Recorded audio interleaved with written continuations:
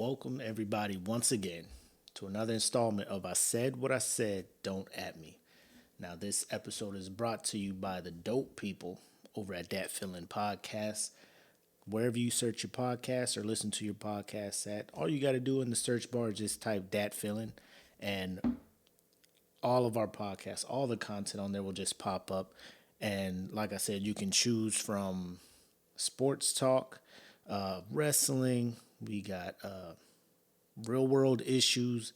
We got, point of views. It's just whatever you want on there. We got hip hop on there. We got actual DJs in that feeling that produce a set throughout the week. You can just set it, chill, do what you got to do. You stuck in the house anyway. You might as well have some good content. So we'll go over and search that feeling wherever you get your podcast from, and thank me later. All right. Speaking on hip hop, I am recording this at 2:38 Sunday morning, and the reason why is because Saturday night. Let me just give, first of all, shout out to whatever movement Timbaland and Swiss Beats started on Instagram. So they got this thing where I think once a week, usually on a Saturday, they have two, I want to say icons, but they have two artists go back and forth, and they compete. I think the first one was kind of Swiss Beats and Timbaland. They kind of playing beats. One will play a beat, the other will play a beat, and they go back and forth, and they kind of have the individuals in the room kind of pick winners and whatnot. They're called Versuz. It's a series called Versuz now, and it's been going on for about a month every Saturday, so it's pretty dope. It's pretty dope. It was Timbaland and Swiss. Then it was like Scott Storch and Scott Storch and Manny Fresh, and then it was T-Pain and Lil Jon. And then today was the one I was looking most forward to because they had two of the most iconic producers in hip hop. And when I say iconic producers, it's more people who are hip hop heads kind of know who they are. Like they produce some commercial songs and stuff, but they had RZA and DJ Premier, and Lord Jesus, if that was not a movement, if that was not food for the soul, like if you truly love and understand hip hop, this IG Live was what you needed. And if anything, it just made you realize why you love hip hop. And I'm not saying that the casual hip hop fan is not going to enjoy what they do and everything. I was looking at it like this, and follow me. When I listen to hip hop nowadays, like there's not really a hip hop station, right? There's not really a station dedicated to playing hip hop, unless you get Sirius XM. And even when I had Sirius XM and they had a hip hop station, they would just play normally shit that's on the radio, right? And so, I canceled my Sirius XM 3 years ago, and these cats are still trying to hit me up, emailing me. They don't call anymore. They used to be calling me, and I just be shutting them down. But now they send junk mail and email and everything. I'm not going back to you, Sirius XM. I got Amazon Unlimited. You could just play that anywhere. So I'm fine, right? They're listening. What about the talk radios? We got Beatles state, like Beatles? Beatles? Come on, bruh. Like first of all, Sirius XM, if you can't monitor what I've been listening to, like you know I ain't listening to no Beatles. I ain't checking for no Beatles. And if I did want to listen to Beatles, I just listen to it on Amazon. So it's like, what's the point? Leave me alone, Sirius. Damn, I'm not coming back. Worse than an ex-girlfriend. Anyway, I digress. God, but I really hate junk mail. Anyway, but it's one of those things where I forgot where I was going anyway.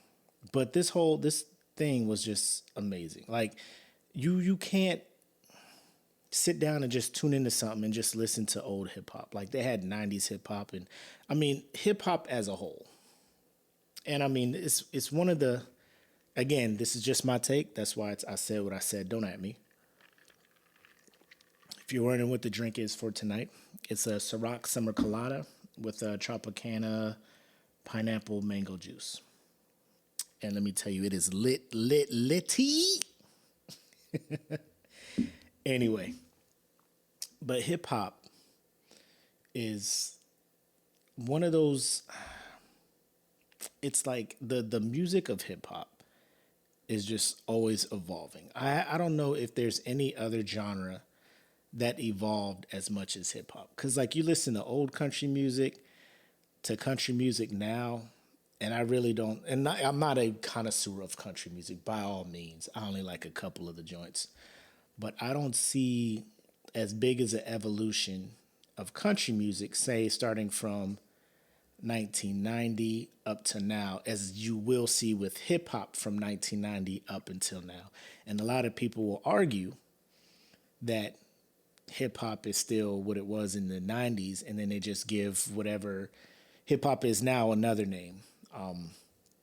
I notice a lot of people doing that because I was going to do a podcast on how Music Soul Child has been robbed of Grammys, and he has been robbed of Grammys. And I was looking at why he wasn't nominated for Best R&B Album certain times, and then you look and it's like, oh, they nominated him for Best Urban Alternative Album. Like, fuck is urban alternative? Like, when is R&B not R&B? When is it? Who came up with this? And I'm pretty sure it's not the artists who consider themselves R&B. It's the committee trying to force feed you albums they think should win, right? So, for example, music's, which one was it? I forget the year. And I mean, I wrote all that stuff down, but I don't have it in front of me. But it was like songs that were nominated for things twice. Like the year Missy Elliott came out with that Get Your Freak On song. That song was nominated for Best Rap Collaboration and Best R&B Song. And I was just like, why is this nominated for R&B and rap? Like, isn't there two different categories?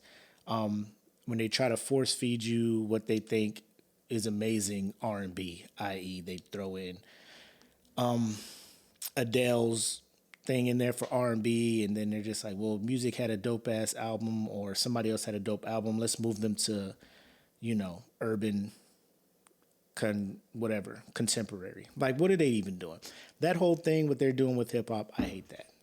They just want to put in the albums or songs that they like. I don't know who votes for it. I don't know how that whole thing works. The committee, it's a whole nother thing. I'll probably research it and do a podcast episode on it. But as far as hip hop, how it just evolved from what it was to what it is and what it's going to be 5-10 years from now, right?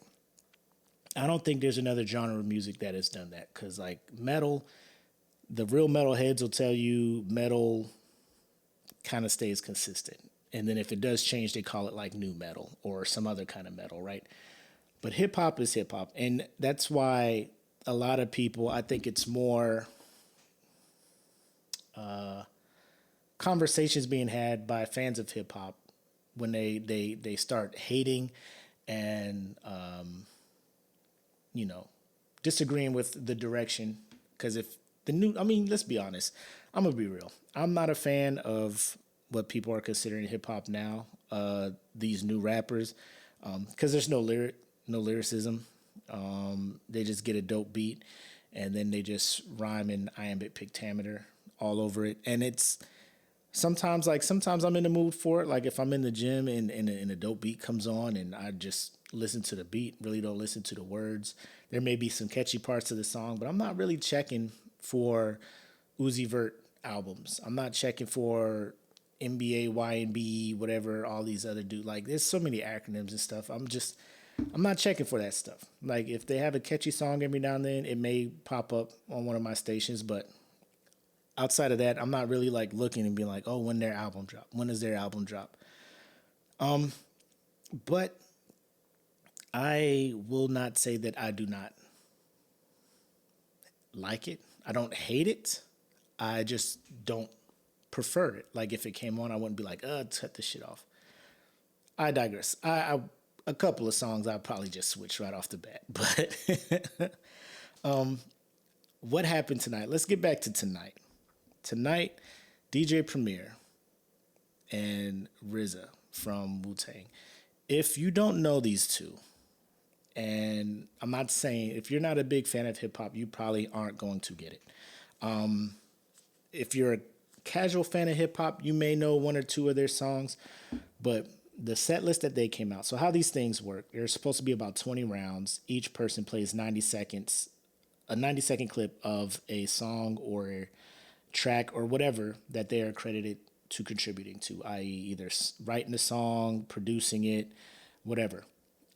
So that's what happened tonight. In the set list for their thing back and forth, I had to go and make a playlist of it because it was that dope. I have never sat in front of my phone for so long.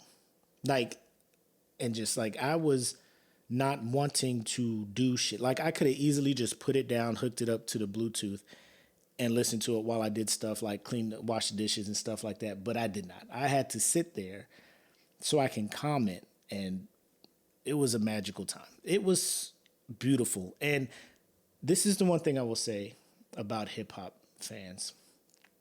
We are some of the most arguing motherfuckers in the world. Like hip hop is almost like politics in a sense. Like you got your left wing and right wing, like you got your East Coast and your West Coast, and you got Midwest and you got Dirty South, and then you got wherever you were raised is kind of like where you gravitate to for your style of hip hop. And I just love that. Me being a military brat, I was never settled in a place too long, so like I can learn to appreciate East Coast rap, down South, Midwest, West Coast, wherever. You know what I'm saying? So I just love how I'm not biased. Well, I would say if I was biased to anything, it'd probably be like East Coast rap, New York primarily, because that is, I feel like that is where lyricism. I mean, people be like, it's the birthplace of hip hop, this, that, and then the third. And I'm just like, yo, but everybody I knew who was coming from New York or anywhere in that Northeast, just gritty stories. And like, I would just imagine, like listening to their songs, I can just imagine being in the thing that they're describing. I wasn't really getting that from the West Coast until Kendrick. I listened to Kendrick and I was like, oh my God, like this dude is dope. And it, like down south, you got Outkast, you got J. Cole now, you got, I mean, it's so many good artists out there now. Like for me nowadays, when I'm looking for new hip hop, I'm leaning either towards somebody out of TDE or somebody out of Dreamville, right? Those are the two labels that are really doing anything right now. Labels used to be a thing back in the 90s, but Rockefeller was my label for a while, only because Jay-Z, who is my favorite artist all time. But, it was like, I'm sorry, but this whole thing is just amazing. Because we will argue, hip-hop heads, we will argue what's better. But after this battle, everybody, all 170 or 80,000 people who was watching that live was just like, yo, the real winner tonight is hip hop. Even though I had DJ Premier beating RZA, the real winner was hip hop because it made people realize and miss hip hop, and that I was one of them. I was one of them. I was so caught up in, like I said, the Dreamville movement, the TDE movement. I'm finding new artists and I'm adjusting to their sound, and I'm just like, this isn't too bad. And then I hear, a DJ Premier beat. I hear the scratches. I see the showmanship of his sets, because he was doing live scratching in the video. And I was like, where is this at? Where did this go? Where did this go? All these people, all these DJ Khaled. I've never seen DJ Khaled scratch at all, unless it's like underneath his titty. You know what I'm saying? I have never seen him on a turntable with two records doing his thing. I bet he doesn't have a crate of vinyls that he can put up, set up a turntable, and do anything with. Like, I bet when he shows up, he just opens his laptop, hooks the thing up to it, and then hits play, and then just has like a thing to fade songs in left and right. I mean, if anybody I know has been to a DJ Khaled concert or show or set or anything where he's actually scratching and you can see the scratching and him doing the thing, let me know. Because a lot of these people, DJ Snake, DJ Shadow, DJ whatever, like, they're not to hate on them because they do what they do and they have fans and people love the music they make and it gets them going. So keep doing that. But when I hear DJ, I'm wanting you to get up there and be a DJ. And DJ Premier was doing that. Even RZA had little ones and twos and he was doing some scratching. That's the stuff I miss. That, oh my God. That made me so happy tonight, man. And the dope thing is, my people at that feeling, these people love music too. These people love hip hop. These people love soul. They love R&B. They love neo soul. I mean, they understand music. So it was just amazing to see, to listen to that.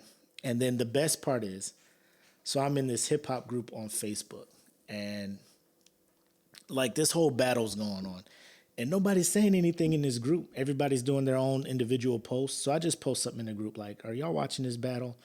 Bro, and then everybody just jumped in. And we were having legit great conversation in a group where, I mean, the activities here or there, but something like that. I mean, it was a movement. People were just like, yo, I've been watching this for the last 3 hours. I have not moved. I have not. And I'm like, me neither. And just coming together, just this whole episode is pretty much like me confessing my love to hip hop. And I never really wanted to do some shit like that because, you know, you have all the, you know, Brown Sugar. I remember the day I fell in love with hip hop. You know, I didn't want to be corny like that. But man, if anything could make me be like, oh my God, I love hip hop, it was tonight. I just remember listening to Gangstar, which was a Guru, and DJ Premier. They had a group. Bro, they, God, man, like just one track. Just listen to one track. Just Google songs by DJ Premier.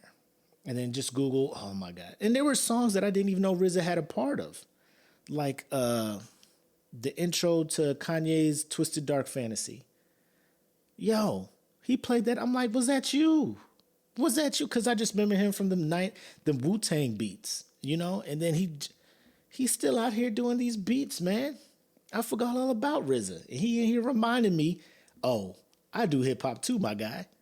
And oh my God, I just can't believe how dope tonight was. And I thought the Timbaland and Swiss Beats one was good. We had a couple songwriters, Jonta Austin and Neo. They went back to back with songs that they were credited for writing. I mean, like monster hits, Beyonce, Rihanna. I mean, they just write for everybody, my guy. I know Babyface was supposed to do one. Like I said, T-Pain and Little John did it. And that one was pretty good because that took me back because they were coming out with some songs when I was early into the military, and then a few when I was over in Korea the first time. So all the songs that I would hear, like if I went to a bar or something like that. So, but tonight's one was probably the most. I mean, it didn't have all the views that T-Pain and Little John's was supposed to have, and I'm cool with that because I felt like it was a more intimate vibe. And the only people that were in the room were people who fucked with hip hop, right? A lot of people in the Little John and T-Pain one, they were in there because, you know, the apple bottom jeans, boots with the fur. I mean, nothing wrong with that. I mean, if you in a club and you drinking and you in your zone, cool. But like hip hop is some shit like you just vibe to and you just doing whatever. I mean, you just can't apple bottom jeans. Like sometimes I don't need that energy right there. But hip hop is always, I don't know, like you just get your head bobbing. You just like, oh my God, this beat is ugh. That exact word, ugh. That's the stuff you do when you hear good hip hop. You just, ooh, what? Ugh. Like the beat is so nice, and then the way the MC just finesses it with his lyrics. Oh my God. I just had to share this with y'all, man. And like I said, not a lot of people would understand this. But the ones who are listening to it and who fuck with hip hop, they all know what I'm talking about. I'm not trying to sell anybody new on hip hop. This is just me using my platform to let all of y'all know. Hip hop is probably the best genre of music out there. Close second is R&B. But man. Like I cannot wait to listen to this playlist. And then like I'm just adding more and more songs. Like I'm just Googling what else did RZA touch? You know what I'm saying? What else did he touch? What else can I discover from these cats? And then the thing was after, like, what can top this? What can top this? And I was chatting with the dudes in my group, and a friend of mine, because I was like, I think Kanye and Pharrell might be dope. But I mean, Pharrell is kind of spread all over the place. But I mean, that dude's a genius.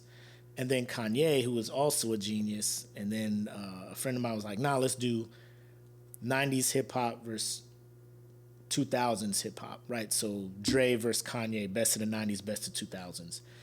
And I was like, yo, I would lose my mind over something like that, man. I would lose my collective shit if that was one of the battles. I don't know who's coming next, but man, if they can make that happen, I don't know how it works. Because Timbaland and Swiss Beats, apparently they're the ones who reach out to artists to see if they can do this. God, this drink is so good. But not as good as that set that was tonight. Oh my God. Like it was, like I wish my wife was not at work and she was here. I would have made her watch that and forced her to love hip hop the way I do. But I digress. I'm sorry, but hip hop is amazing. Hip hop is amazing. And I was sitting here trying to think, like, those two producers. I'm trying to think who would be my favorite all-time producer when it came to hip hop. And I'm thinking, like, I mean, it's so many to choose from. And I was just going to make a list, but I'm not going to put myself on the spot like that.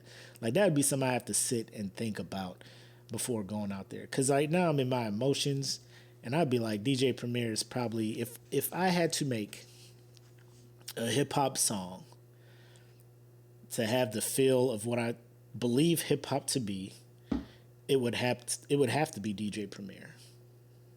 It would have to be DJ Premier. And I'll say this as well.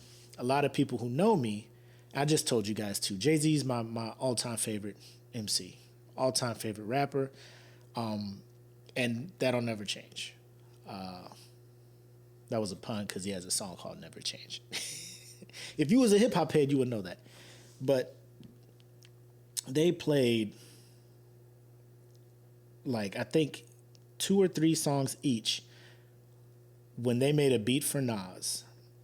And it made me realize, like, I just keep forgetting how nice Nas is.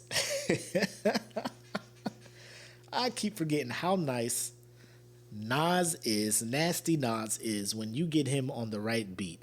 And that's what a lot of MCs, that's how I figure out who's an MC and who is not. Like, if DJ Premier or RZA gives you a beat and you cannot spit on it, or you don't know what to do with it, I probably can't fuck with you.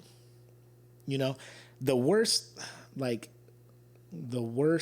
person I have heard on a DJ Premier beat, outside of Christina Aguilera, because I forgot DJ Premier produced a song for her, but Ludacris has a song, MVP, on his Theater of the Mind album, and he has a DJ Premier beat, and it is not. He tried right? Because I mean, he's not really giving a lot of his beats to Southern rappers. So I appreciate the attempt on that, Ludacris, but it was not a good song. He Let me move this mic closer. I'm trying to sit back so y'all can see this dope ass shirt. Anyway, I love Waldo. I like this shirt.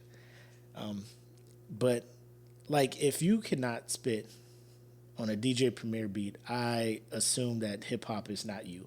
You are not hip hop. And that's not to say that I don't appreciate people who don't. Like, I haven't heard Kendrick Lamar on a DJ Premier beat, and I love Kendrick Lamar. J. Cole, Joyner. Speaking of Joyner, like, I love Joyner Lucas. He's doing his thing. I wasn't as high on his new album as I was on his first one. But, I mean, there are artists I love, and I love when they come out with music. But it's something like when you can get on a Premier beat and just go to work. Just come with some lyrics and make magic. And just make magic. That is all I need from you. Get on a beat, a basic beat, some drums, snares, hi-hats, some scratches, maybe a sample from here or there, and then you're in there. But everything else, I don't know. And like, I talked about it with my friend Denise on my previous podcast, or on my other episodes. But there is just something about music today. It's like DJ Khaled. Like, take nothing from him. He's hustling and everything, but like, his shit just don't move me like certain eras and periods. And it's probably because that's when I was raised and that's when I first started listening to hip hop. So I understand. I'm not expecting people who were born after that era to just be like, yeah, fuck what's going on today. I'm listening to shit that came out before I was born, you know? And that's cool, because what got me to listening to music from my mom and dad's time is I would listen to music that I was listening to, and they would sample stuff from that time, and there we go. Then I'm listening to the original, like, oh, this is dope. And then also I follow a comedian online, Spice Adams, used to be an NFL player, but he does these little segments, Spice Sampled, where he plays songs that were sampled in the modern music. So he'd turn on his radio thinking that it's the new song when it's really the original song, and he'd be like, what the hell is this? You know, so that's pretty funny. And original, I love it. And man, dude, like, I'm just almost speechless at what I saw tonight. It wasn't even a show. It was nothing broadcast. It wasn't a movie. It was a movement. That hip hop is still here. I'm glad to see that those two are still doing well. And then they had unreleased music, so more music. That's how I know God's real. That's how I know God and Jesus is real. Because they know your boy. They know your boy love that shit. They know your boy love that music, and they like, yo, I got you. I got you, Will, Mac, hey, my boy, I got you. I love hip-hop, guys.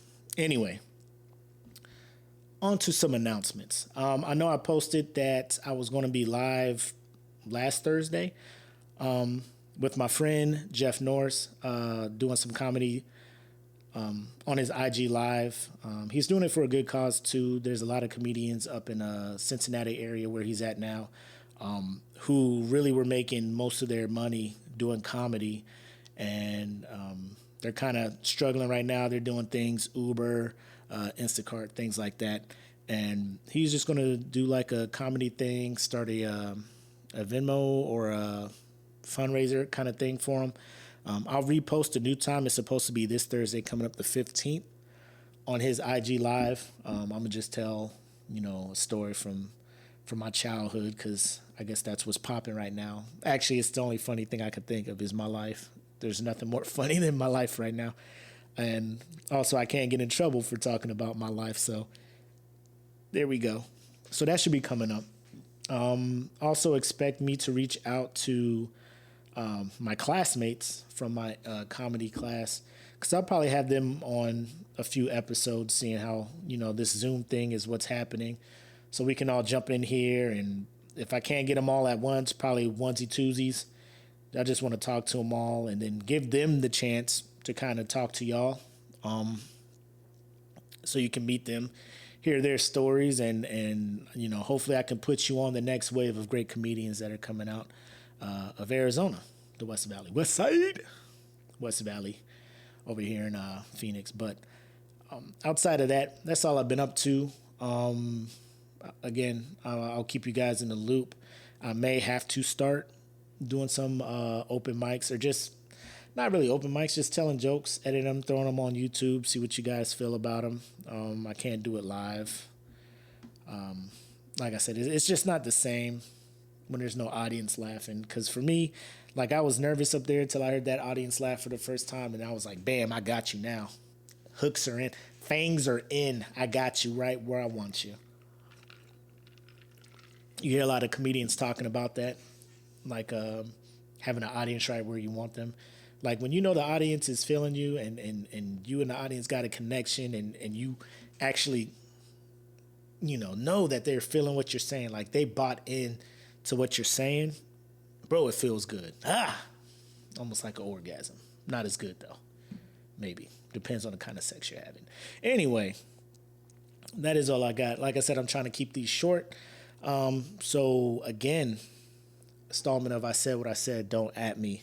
Hosted by me, Mac, a.k.a. your boy, and presented by the great people, the dope as fuck people of Dat Feelin' Podcast Network, managed by my boy, Black Mac. And then, of course, like I said, content for days, go check it out. And I will talk to you guys later. If there's anything that y'all need from me, please don't forget to holla at your boy, and y'all stay safe in these trying times, all right? Take care. Peace.